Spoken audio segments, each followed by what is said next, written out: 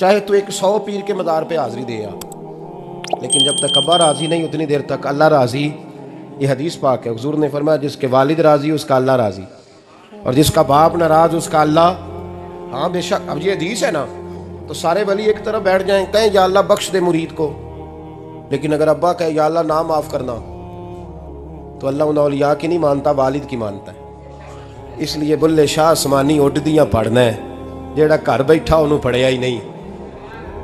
بھائی یاد رکھو، ماں باپ سے پیار کرو، ان کی خدمت کرو، ان کے پاس بیٹھا کرو، اور ماں باپ کو ٹائم دیں، وقت دیں، چند گھڑیاں ان کے پاس بیٹھیں۔ آپ یقین کریں ابا جی سے آپ مشورہ کر لیں، صرف مشورہ، مرضی بے شک اپنی کریں، لیکن اس مشورے میں آپ کو اتنا سایہ ملے گا کہ زندگی میں کبھی ناکامی نہیں ہوگی۔ اور اسی سجن دی مننی ابے دی نہیں مننی، وہ پھٹے پہ جو نلائق ہماری طرح کا بیٹھا ہے اس سے مشورہ لینا ہے، والد سے نہیں لینا۔ باپ کے پاس بیٹھیں، اس سے مشورہ لیں۔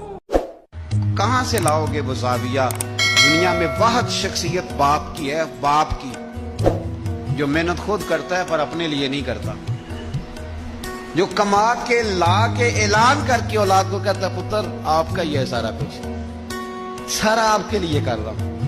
تو اتنا چھوٹا نہ سمجھیں، مہربانی کریں، باپ کی عظمت کو، باپ کے مرتبے کو، باپ کے مقام کو۔ وہ جب بیٹا سویا ہوتا ہے اور رات کو والد آ کے اس کا چہرہ دیکھتا ہے نا، سوئے ہوئے کا، اور اب یقین کریں دنیا میں ایک سہارا ایسا ہے جو بندے کو جوان کرتا ہے، پتر ایک وہ پر بڑا ہو جائے ذرا قد کے برابر، تو باپ کو یوں لگتا ہے کہ میرے کندھے تھوڑے سے نا وزن ہلکا ہو گیا ہے۔